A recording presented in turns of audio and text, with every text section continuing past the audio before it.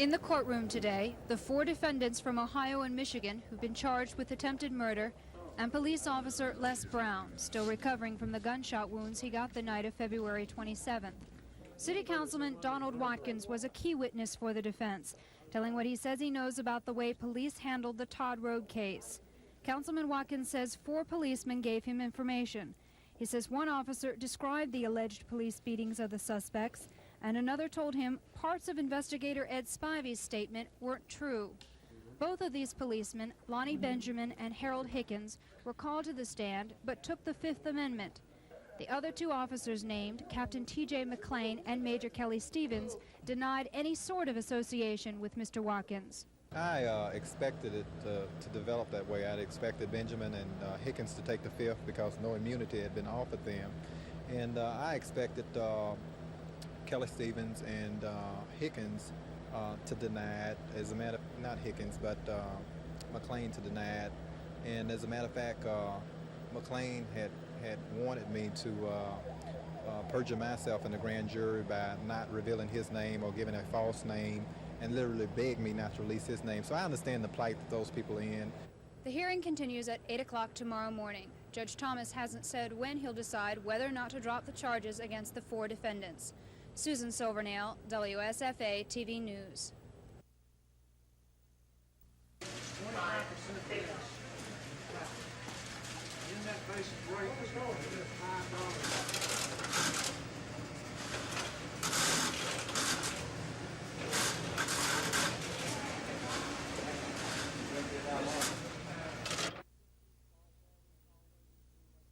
Custom calling features, call forwarding, call waiting, 3-way calling, and speed calling. It will also enable them to subscribe to local measured service, which of course is the lower priced option to flat rate service. And another thing, it'll enable customers in this area to begin dialing their own overseas long distance calls.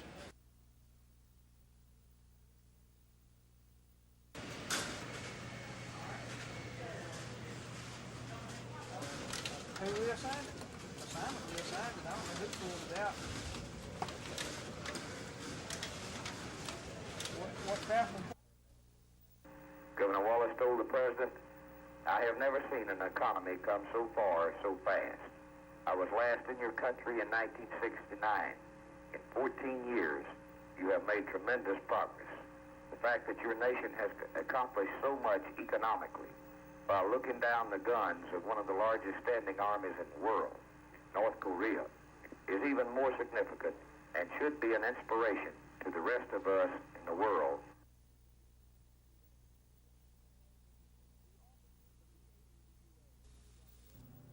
The offices of the AEQA in Montgomery are all but deserted. Only 2 of 6 people who used to work here remain. And their only job is to help close out the association and publish a magazine that used to be just part of the association's work. The AEQA has, by its own claim, been in the past involved in several projects, including campaigns to promote recycling, efforts to stop illegal waste dumping, and what an association official calls an advisory program to help communities all over the state improve living standards. The association also backed a fundraising drive in 1981 to buy this island in the Alabama River, the site of some of Alabama's oldest Indian settlements. That drive wound up more than $1 million short of its goal. But whatever the association has done, it was not enough to convince the state legislature that it should receive the $162,000 originally set aside for the agency in this year's budget. One state representative said the association's activities appeared limited, and the legislators could not figure out the reason or purpose for the state money. An AEQA official says the association was in fact a victim of politics, and it was a blow they never saw coming. Whatever the cause, they don't plan to try and restart AEQA anytime in the near future. Tom Foreman, WSFA TV News. Word of the closing of AEQA came in the association's own newsletter. Now the association's offices are all but empty, and only 2 people will continue working to publish EnviroSouth magazine, once an offshoot of the association, now the only trace of it. The cut of the agency's funds came from the legislature. where one representative said the association's activities in the state appeared limited and lawmakers could not figure out what reason or purpose the state money was serving. But an association official tells a different story, claiming the organization was cut off because of politics. He says the association has been busy and effective in efforts like setting up a statewide recycling program, pushing for laws to help clean up illegal waste dumps, and generally educating the public about environmental concerns. The association says the cut in funding was, in short, a move no one expected. There is even a question about EnviroSouth magazine, whether or not it can survive. The magazine has already canceled its October issue, and unless enough advertisers are found by January, it too will fold. Tom Foreman, WSFA TV News.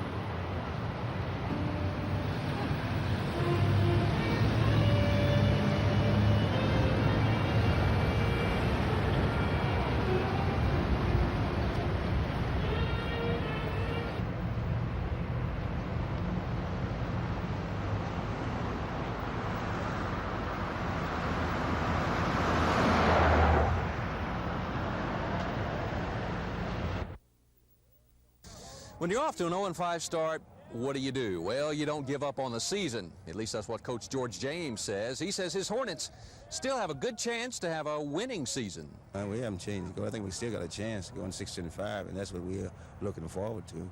And I know it's going to be tough, and all of them have been tough. Alabama State was bombed last week, 52-19 at Tennessee State. Coach James doesn't like to make excuses, but The problem is not winning. The problem is trying to get someone back well to have a chance to win. We got about 21 or 22 persons on the injury list, and so every week we've been going with freshmen, and believe it or not, that we have gotten someone injured every game, and the thing keep piling up and piling up. Saturday night, it's back to the friendly confines of Crampton Bowl. Mississippi Valley, the nation's top offensive team in Division I AA, looms as another major threat to that elusive first win. There's something like Tennessee State. They're throwing every down and may do a little more spreading than Tennessee State, but they have a great football team. Kickoff Saturday night is 7 o'clock at the Bowl, and it's A-Day for ASU, a special night honoring former Hornet letterman. Rick Pons, WSFA TV Sports at Bama State.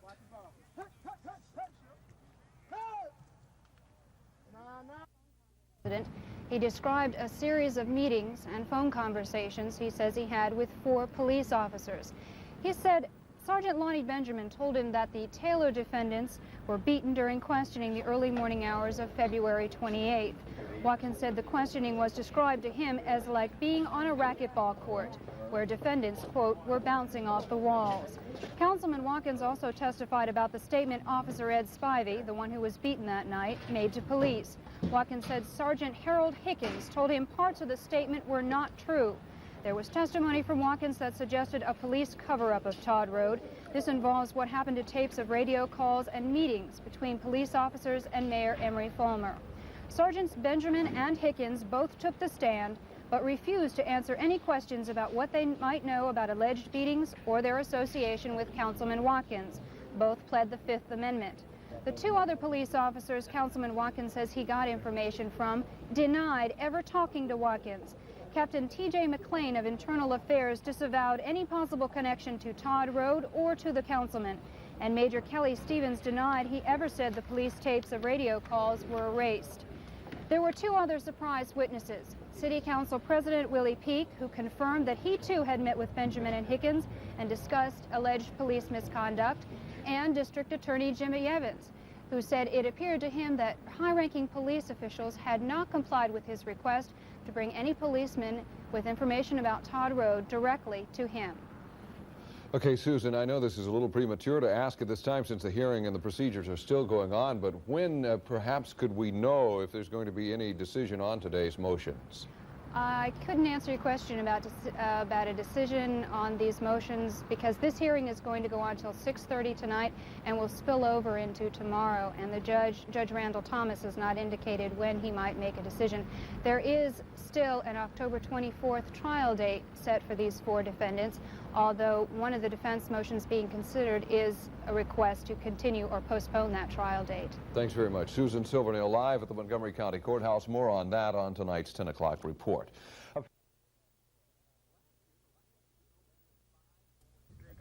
Last year, the Lions could do no better than 5-4-1, but already in '83 they're 5-0 and ranked number 5 in the state in 4A. So I feel like that we're off to the best start we've had in several years, and personally, I don't feel like we've reached our potential. I think it's yet to come, and in a way, I'm glad.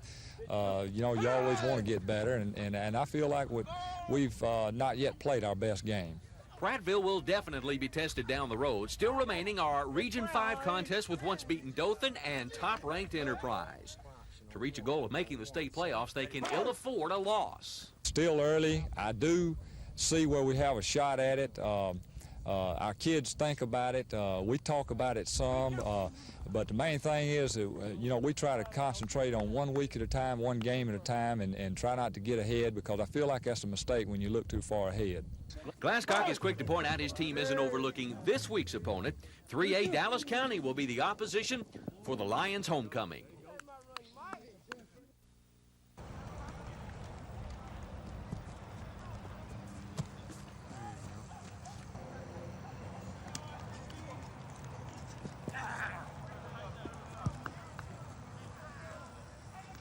Moving!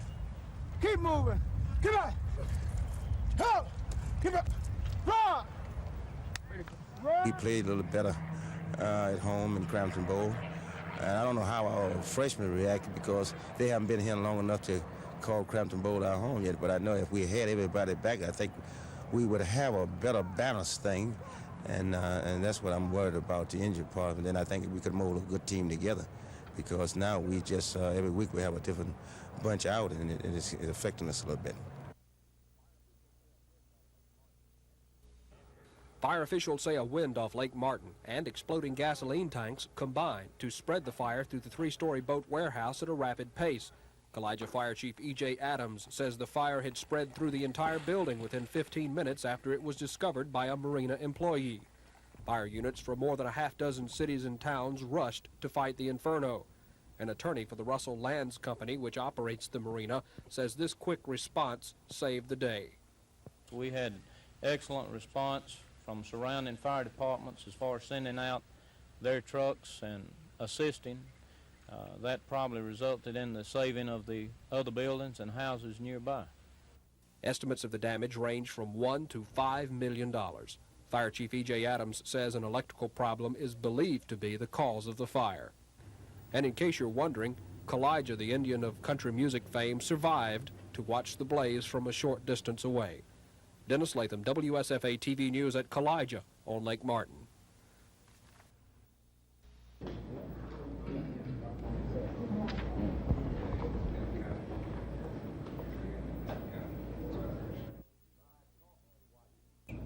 Two of these officers denied talking to Watkins, while two others, Sergeant Benjamin and Sergeant Hicken, pleaded the Fifth Amendment in court. We must get to the truth wherever it takes us. If Sergeants Benjamin and Hicken have any knowledge whatsoever of the Todd Road case, they are duty-bound to tell what they know. Their business with my business as mayor of the city is to I am, by this letter, directing you to go immediately to the district attorney's office and relate any and all information you have on Todd Road or any other matter inquired of. If you fail to follow this order, you will be dismissed from the service of the city. The 18-member task force has been comparing the old Constitution with the proposed new one since August. The members admit the assignment was a terrific undertaking, but they're satisfied they accomplished their goal, to evaluate the proposed document and see if voters can make, quote, an intelligent choice either to ratify or reject it in November. Based on its study, the committee found serious deficiencies in the proposal, enough to warrant rejection by the people. The task force has found after its deliberations that the proposed Constitution is sufficiently deficient in enough important provisions to warrant its rejection by the people should it be submitted to a vote. Subcommittee chairmen outlined what they found wrong with the legislature's changes in the proposal. They say it omits language, doesn't simplify the old document, and makes constitutional law considerably more uncertain.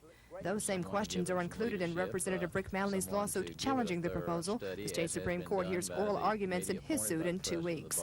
In the meantime, the question remains, will voters follow the Bar Association's lead and reject the new proposal?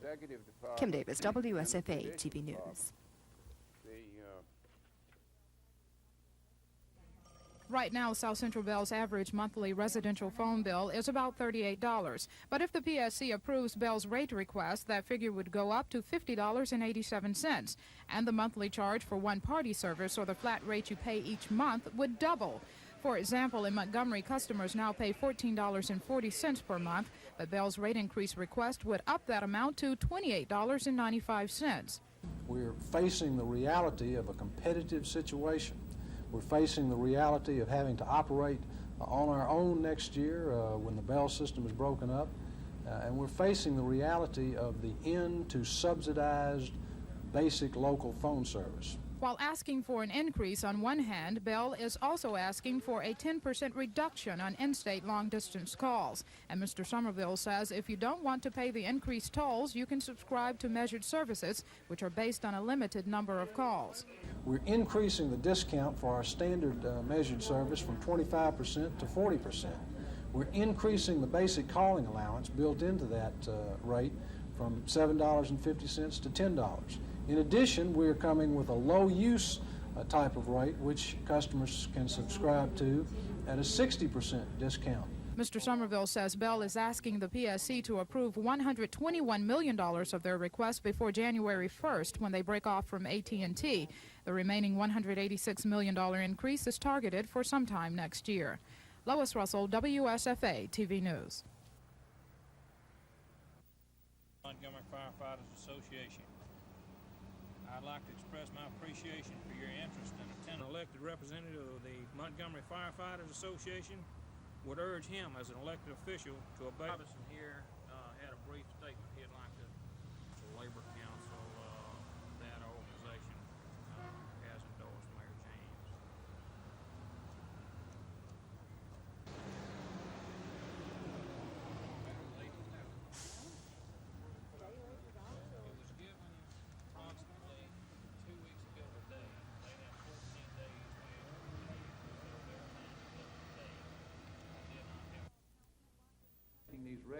Mayor Falmer calls Councilman Watkins' testimony on police beatings a carnival of lies. He could have testified at any time, but he has staged his act through seemingly endless appeals and motions in court so that all this action would be taking place 5 days before election. The mayor says he wants the truth on Todd Road out, wherever that leads. What bothers me is that Watkins named 4 police officers as his informants. 2 of these officers denied talking to Watkins, while 2 others, Sergeant Benjamin and Sergeant Hicken, pleaded the Fifth Amendment in court. We must get to the truth, wherever it takes us. If Sergeants Benjamin and Hicken have any knowledge whatsoever of the Todd Road case, they are duty-bound to tell what they know. The mayor told officers Benjamin and Hicken to go straight to the district attorney's office or be fired. The officer's attorney says they complied with the mayor's order and told the DA they would tell him what they know about Todd Road. As for Councilman Watkins, he denies the mayor's accusations. Some time ago, I don't tell the judges when to hold hearings. I don't have that kind of power and authority. And I certainly wouldn't try to intervene to get the judge to continue a hearing just to accommodate Mr. Fulmer's political campaign. Meanwhile, the pretrial hearing on the Todd Road case moved into its second day. One of the police officers who yesterday denied ever talking to Councilman Watkins was called back to the stand, and today Captain T.J. McLean admitted meeting with Mr. Watkins about a year ago, but again denied he talked to him about Todd Road. Judge Randall Thomas questioned Captain McLean for about an hour and read him his legal rights while he was on the stand. Later this afternoon, one of the defendants, Larry Gene Hill, testified he was hit repeatedly by a police officer during questioning. Susan Silvernail, WSFA TV News. In Circuit Judge William Gordon's courtroom this afternoon, it was just a matter of time. Did Percy King and Charles Buddy Spears qualify for the upcoming state election on time? The two men want to run as independents for seats in the House of Representatives, and along with two campaign workers, say they were led to believe they could qualify later than last Monday's noon deadline, specifically by 5 that afternoon. The men say they got the idea from a worker in the Secretary of State's office. That's something defense lawyers suggest is simply not so, suggesting the men were given written material by the Secretary's office that made clear what the deadline was for qualifying. Defense lawyers are further asking the two men and their campaign workers if they didn't wait a little late before trying to qualify, until after Democratic nominees were selected this past weekend. But there are also questions about a note scribbled onto qualifying papers and bearing Secretary of State Siegelman's name. The note says, brought into the office before 5 p.m. The question both sides are asking is just what does that mean if the deadline was at 12? The plaintiffs are suggesting the delay that pushed them past the 12 o'clock deadline came in processing of qualifying papers at the probate judge's office. Whatever the reason, the decision will mean the difference between Mr. King and Mr. Spears' names being on the ballot or off. Tom Foreman, WSFA TV News at the Montgomery County Courthouse. Well, I know the hottest issue is the police department and the race relations. That's the hot issue. We've been having a lot of problems as far as police protection here in the city. Well, race and politics is it right now, but I don't think that's fair. I think the main issue in people's minds on the streets today is Joe Reed, Alvin Holmes, Donald Watkins, and other radicals who want power and not solutions. I think that that is an issue, and I think that people recognize that they're backing my opponent, and certainly the price must be high. And to keep going the same course that we're going is just a dead-end street. I think what most people want now is to see a mayor that can be a mayor for everybody. I'm a white man, but I can't be just the mayor of white people. Mayor Emery Fulmer says he's in touch with the people of Montgomery, and in his words, he senses no great racial tension. He senses problems, yes, but one's common to election time and a mayor with political enemies. Now, we're talking about political problems, we're talking about racial problems. We are divided politically, oh yes indeed. Those whose vocabulary is limited to the word more on one side, and those who believe in sound fiscal government, of where I stand, on the other side. And those that in the one camp see an opportunity to exploit through a racial overtone a political gain. Franklin James senses racial tension, all right. He says it starts at the top. But instead of publicly courting the enemies Mayor Fulmer speaks of, Mr. James talks mostly about different styles of leadership. To him, the mayor is abrasive where he is polite. You know, there's a little bit of racism, I suppose, in everybody. Maybe that's not the sin. The sin is when you don't fight against it. The sin is when you do those things that create more racism. I think that when we go to City Hall and we let people know there that we are going to listen to all viewpoints, not just the viewpoints of a special interest group, not just the viewpoints of one particular race, but we're going to listen to all viewpoints. Then I think that's going to do a lot to quieten down racial tension in this town. Susan We're never gonna be Silvernail, the city that we WSFA ought to be, TV News. as long as we're all pulling in different directions. Montgomery has the potential for greatness. Here We urge all citizens to support the United Way campaign, currently being conducted with a special plea to the black citizens who will benefit from the association. We pledge to the citizens of this area that the funds allocated to our agency will be used judiciously and that we will make every effort to carry out the most effective program possible.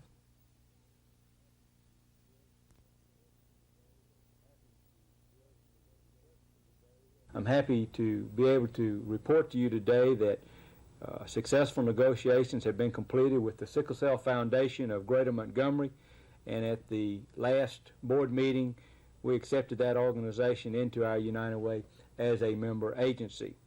The United Way leadership has been impressed with the volunteer leadership in the Sickle Cell Foundation, and we're confident that that is the organization to continue to carry out an effective program of testing, of counseling, and public information, and we join them today in the battle to fight sickle cell disease.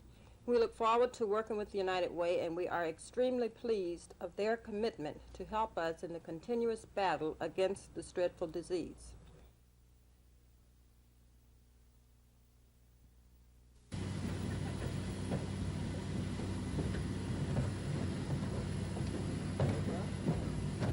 The Auburn Tigers depart to Kentucky with the injury situation a bit improved, according to Pat Dye. You know, we've been hurt and we still won't be 100%, but we may have everybody available Saturday night for the first time in a long time.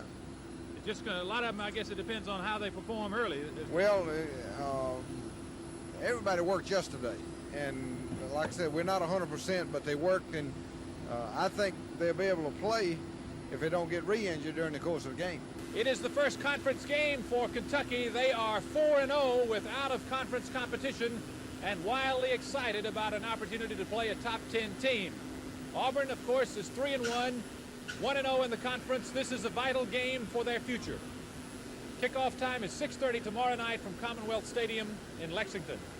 Bill Snow reporting from Danley Field.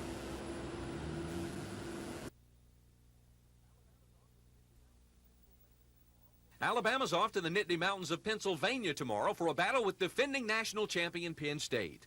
The Crimson Tide has had good success against Joe Paterno's Lions. 2 years ago, Walter Lewis was spectacular, and the defense shined with a goal line stand in this 32-15 win. And last year in Birmingham, the Tide shocked Penn State with a 42-21 victory. It was the only blemish on the record of the national champions. Bear Bryant seemed to always have Paterno's number, but Bryant is no longer around. This time, it's a young Alabama coach going against a legend. It's a pleasure for me to play against, and I think it's a little added incentive because he is one of the greatest coaches of all time, and he's proven it year in and year out over a long period of time, and he's done just a fantastic job. I think that Perkins has done an excellent job in the transition, and I think this Alabama team looks very much like every other Alabama team I've played against. National television cameras will beam the Alabama-Penn State game. Kickoff from University Park is 2:45 local time.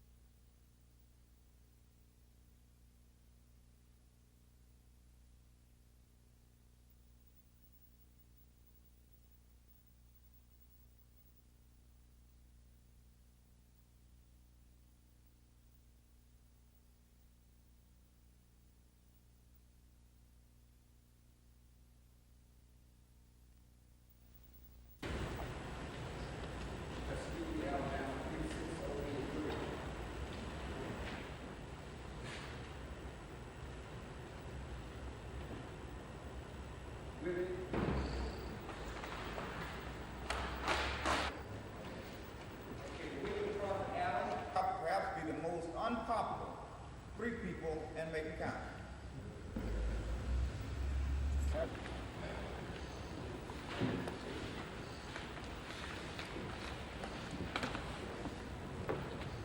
Word for word, but just a summary.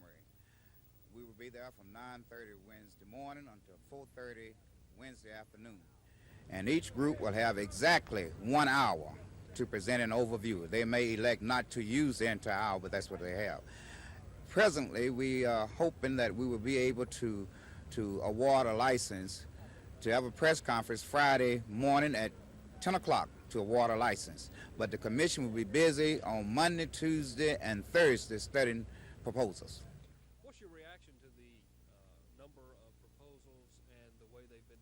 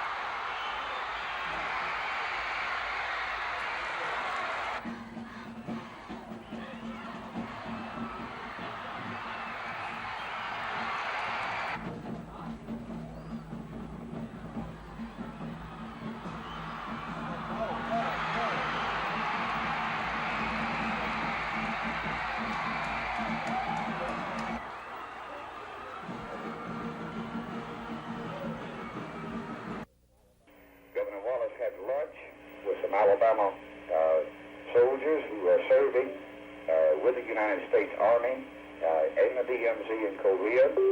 Two of these soldiers who lunched with the governor were Specialist 4th Class Kenneth Solly, son of Virgil Solly of Tuscaloosa, Alabama. Also, Sergeant Ricky Anderson, son of Etor Anderson of Mobile, Alabama, was at the governor's table for lunch. Lieutenant Colonel Ronald Green commands the infantry battalion, which looks after the DMZ for the United States Army at the Panmunjom site. Lieutenant Colonel Green is a graduate of the University of Alabama. Governor Wallace praised the men who served in the DMZ as he told them, "You're in front of the rest of us as you serve the cause of freedom here in South Korea." Governor Wallace will tomorrow morning move from South Korea to Japan.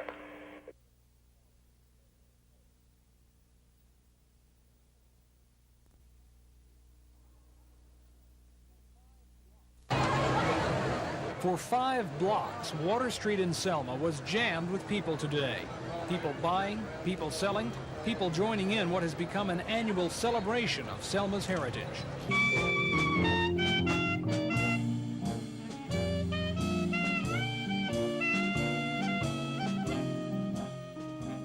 But it's a celebration that city officials say has them celebrating much more than one day because of the attention it draws to the downtown area. Water Street used to be the center of business in this town until over the years it gradually fell into disrepair and many of the businesses moved out. But now the city, along with area businessmen, is in the middle of a widespread restoration project, trying to restore downtown to some of its former beauty, trying to bring the business back.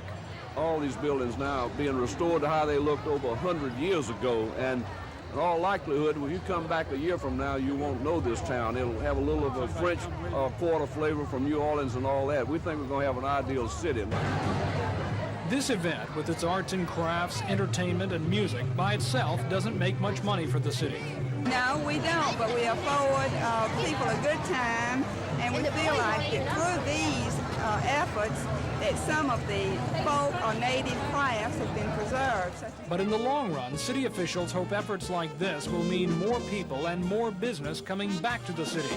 As one city leader here agrees, Selma's biggest promise for the future, maybe it's past. Tom Foreman, WSFA TV News in Selma. The American Culinary Federation judges came to Alabama to appraise 17 displays of mousses and pâtés, and Alabama chefs did their state proud. The 2 bronze medals and the silver medal that were won today were judged exactly the same way that they would be judged in the Chicago National Show or the New York Show or the West Coast Show. So the gentleman that won here today would more than likely have won in those shows. So they're meeting the standards of anybody in the country. The Best of Show silver medal went to Chef Michael Hoffman of the Yacht Club in Tuscaloosa for his dazzling display, which included a flower arrangement constructed entirely of fruits and vegetables, complete with tomato blossoms and carrot cattails. Chef Herman Packard of the Riverview Plaza Hotel in Mobile won a bronze medal for this display, which included a centerpiece of birds carved out of a rutabaga. I feel a great sense of pride and accomplishment, you know, because with me, food is all about pleasing people. You know, I eat for pleasure and taste and nourishment too, but I get a great sense of satisfaction out of putting on a nice, pretty display, you know, for people to take a look at, to see what we have to offer in this culinary field. The culinary arts are more than just a pretty plate. Coordinators of today's events say fine chefs and restaurants will play an important part in Alabama's bid to attract tourists and conventioneers. Lisa Walsh, WSFA TV News. Okay. Charlie? $230 million? That was an awesome right there. What's your name?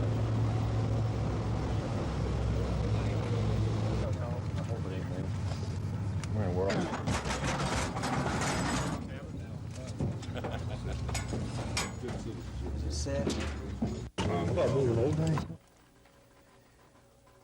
In this country, there is an apparent and well-founded zeal and enthusiasm to stop organized drug trafficking.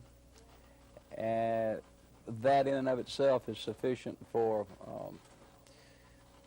a group of 18 people, I suppose, to return indictments against some individuals who were found within 5 or 6 miles of where a plane was found, and they looked suspicious, I suppose, and they just thought that that they were the ones that were involved in it. And this shows the dismissal, of course, that there wasn't sufficient evidence to show that they were, in fact, involved with it.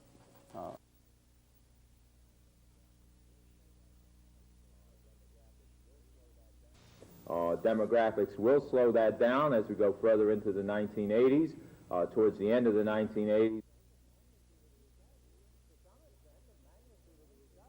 To some extent, the magnitude of the recovery is a function of the dimension of the illness.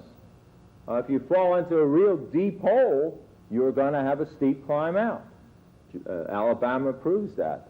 You do have, as quoted, one of the fastest changes in the unemployment rate. Of course, you had one of the highest unemployment rates from which to change.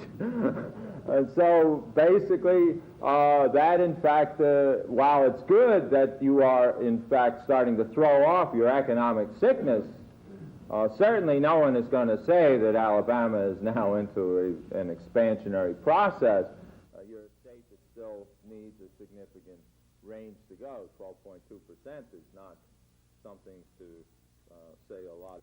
For mayor and why? I'm going to vote for Emory Farmer because I think he's done a real good job, and I like having somebody in the job that I feel is representing the people and can take care of problems when they come up. I'm kind of leaning toward James. I think Farmer's just a little too severe. You want to vote for? I'll probably vote for Farmer. Why? I just like somebody strong in there, and he's strong. For mayor, James probably. Why? Because we're not voting for Farmer. Right. So he's the only other one running, isn't he? I'm for Emory Farmer. Why? He's tough. He doesn't take he gets his way. He's not scared. He's you know, you hear all this about young people not liking him because of things he's done at concerts and things like that, but he's taking a hard stand against drugs. I like that, and I don't know. I like his style. I really do. The only man in the race, Franklin James. I'm for Mayor Farmer. No question about it. I think he's done a marvelous job. I don't think anybody could beat him as mayor. I think we're very fortunate to have him, and I certainly hope he's reelected. For James. And why? Just because he's running against Fulmer. Voting for Franklin James. Why? Well, we just need a change down there. It's too much segregation and stuff. I really and truly would like for a change. We need it. Absolutely need it.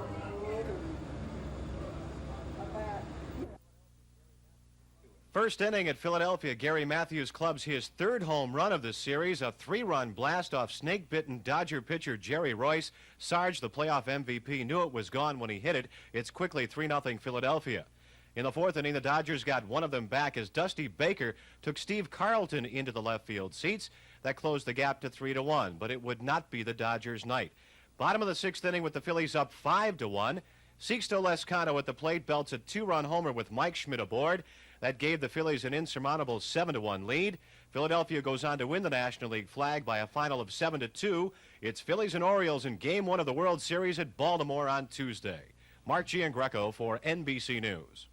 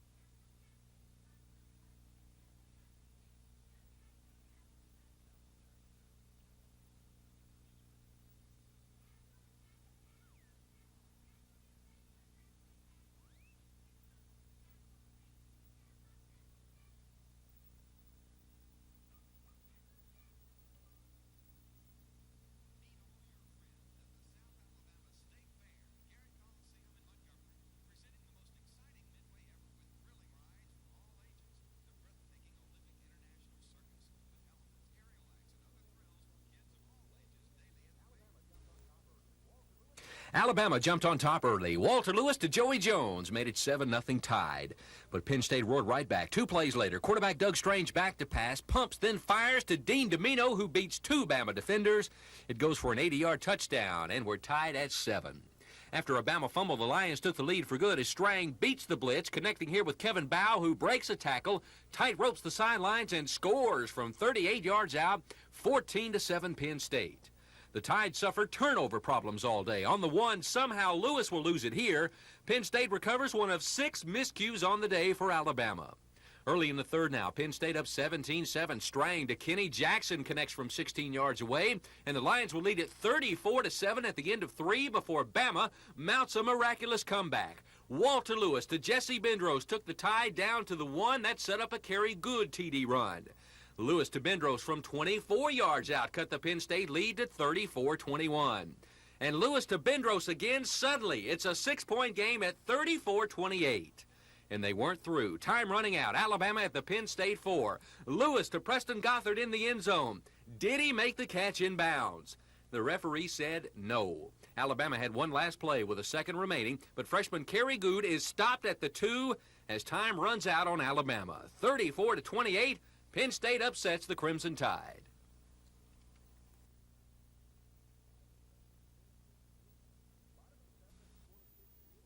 Bottom of the 7th in a scoreless pitching duel, the White Sox finally mounted a threat against Storm Davis. Runners first and second. This is Julio Cruz against Orioles reliever Tippy Martinez with a single to left.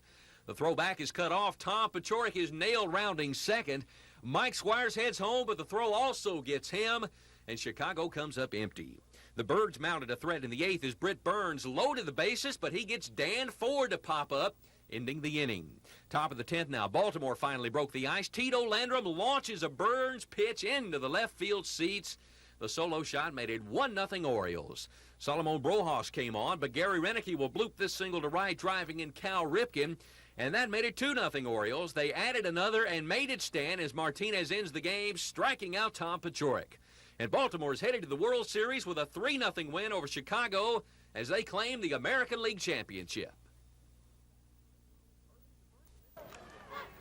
Early in the first, Mississippi Valley converts an interception into a score. Carl Byram going in from 13 yards out, 7-0 Delta Devils. Bama State tied it up when quarterback Vince Hughley scored on this keeper at the 7:43 mark in the first. It was 14-7 Mississippi Valley midway through the second on this 1-yard plunge by Willie Totten. But ASU would tie it up before half on this 48-yard touchdown strike from Hughley to a wide-open Carl Poe. Third quarter now, the Delta Devils start the scoring. Willie Totten to Jerry Rice made it 21-14. Mississippi Valley got on the board again when fullback Carl Byram takes the handoff at his own 35. He'll find a big hole in the Hornet line and watch him go. He outraces everybody into the end zone. 65-yard touchdown, 28-14 at that point. ASU rebounds to stick it back in. Hughley on the rollout. He finds Morris Brown open for the touchdown. 28-21 Mississippi Valley after 3. It stayed that way until late in the fourth. Woody Welch scores from 5 yards out, and the Hornets were within 1. Coach George James elects to go for the win, but the try for 2 is foiled as quarterback Anthony Scott is sacked before he can get the ball away. 28-27, Mississippi Valley over ASU. The Hornets remain winless after 6 tries. Library. We're going to call on Ethel at this time to recognize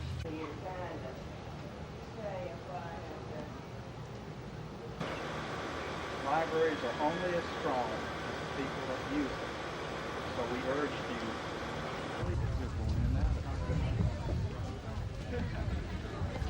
John, I'm going to need you. Dale, Clara Venable, Nat, the Matters family. They were beautiful.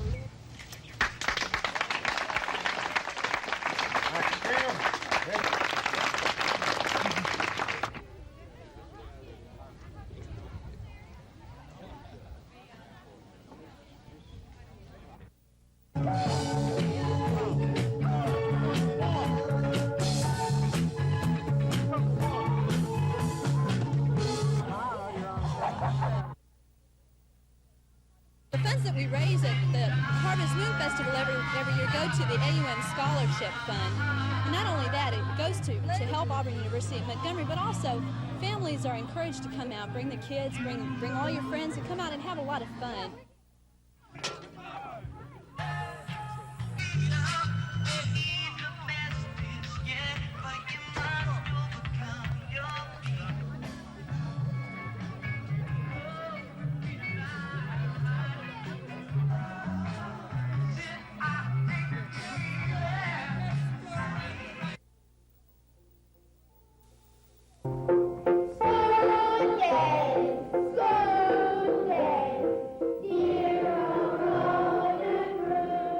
It was a gathering the likes of which is seldom seen, even in Montgomery's old North Hull Street Historic District. Former students, teachers, and principals all gathered to reopen their old school. You ring that the dinner bell too, you know. The Adams Chapel Schoolhouse, an old one-room school built sometime around the turn of the century, was today reopened to the public and to those who once learned here. The school was brought to Montgomery from Barber County a little more than a year ago, looking nothing like it does now. Officials of the Landmarks Foundation say improvements took about $20,000 worth of work. But today, as the crowd filed through, studying every detail down to the apple on the teacher's desk, it somehow seemed to many worth it all, especially to people like Ralph Adams, who went to school in this building and whose grandfather built it. And we walked back and forth to school every day, and it was just a country school, and we had recess, and we'd get out and, you know, play fox and marbles and things like that, you know, at recess. And it was worth it to Rayburn Scarborough, who taught here in 1919. I had a great time there for 8 months. The school is now officially open to the public and is part of the North Hull Historic Complex, officially open to finally, after all these years, go on teaching people about how it was long ago. Tom Foreman, WSFA TV News. I want to respond to something that Mr. Bronstein said earlier in the show.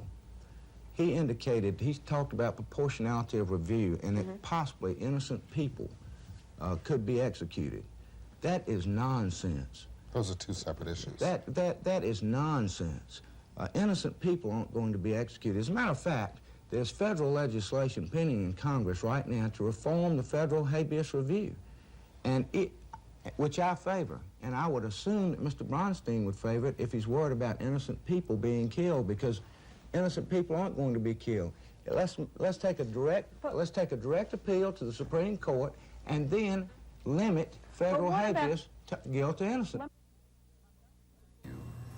Montgomery's support group for children of aging parents is one of 3 in the state and one of many in the country, which has sprung up in the past 3 years as more and more elderly parents have moved in with or become dependent upon their children. Ruth Laney of the Alabama Commission on Aging says the Montgomery area needs a support group for children who are facing the role reversal of caring for their parents. Because sometimes when you have a big problem yourself, you think you're the only one in the world with it. When you talk with other people and find that they have it too, many times the problem lessens or becomes simple, or to say the least, you're helped by sharing it. But the support group will be more than just an opportunity to share problems. It'll also work to solve them. That if it's simply sharing problems, you're not working at solutions. And so while that will be a part of it, while that will occur for the first 2-3 meetings, I would hope that one will look for solutions from other similar support groups in the nation, as well as the ways in which support groups such as Alcoholics Anonymous and the Spouse Network Abuse and those sorts of support groups have worked in the past. Anyone interested in learning more about the group should call the First Baptist Church in Montgomery. Lisa Walsh, WSFA TV News.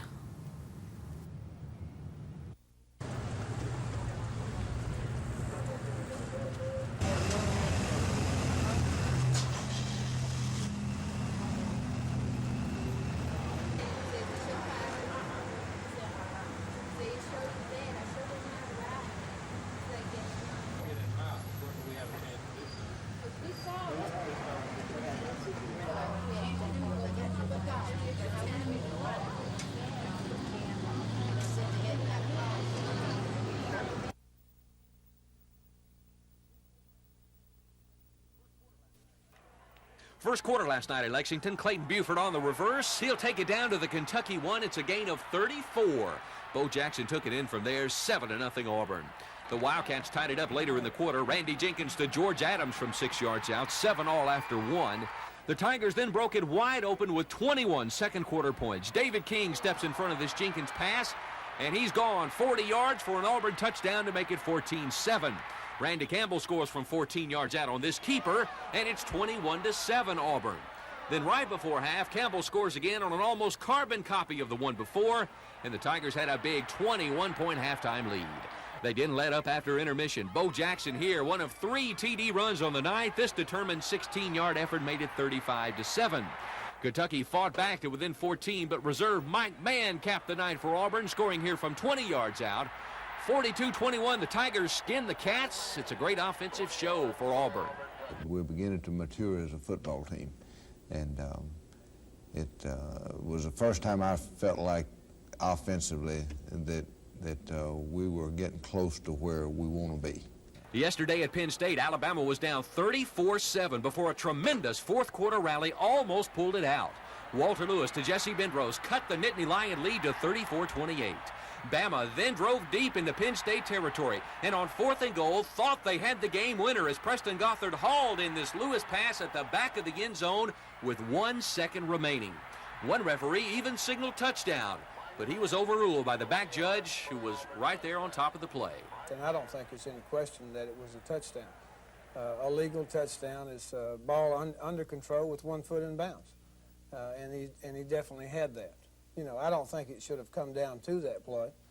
Had we played the kind of football that we're capable of playing without making the turnovers and the mistakes and the penalties throughout the course of the game that we made, but nonetheless, our players did a great job of coming back. Alabama had one last chance to win it as Penn State was penalized on the 4th down play, but Kerry Good's sweep is stopped short, and the Crimson Tide loses for the first time this season, the victim of a 34-28 upset at Penn State.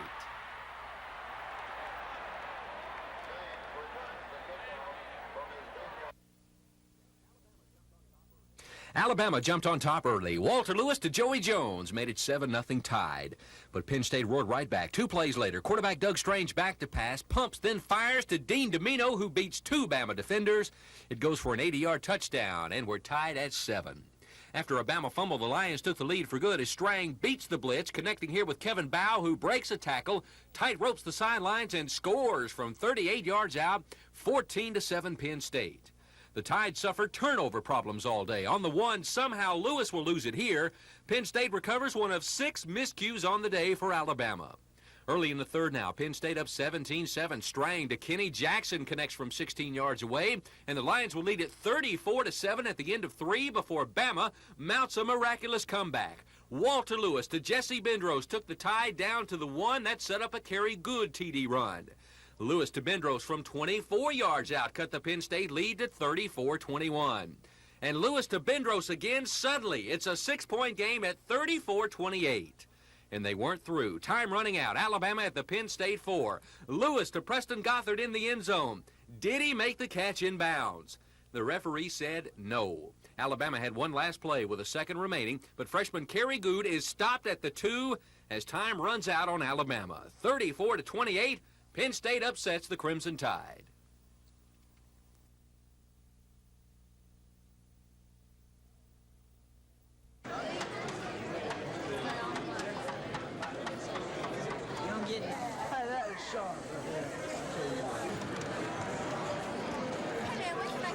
This is the biggest one we've ever built. I think about 100 feet was the largest before this. This one, by actual measurements, 158 feet.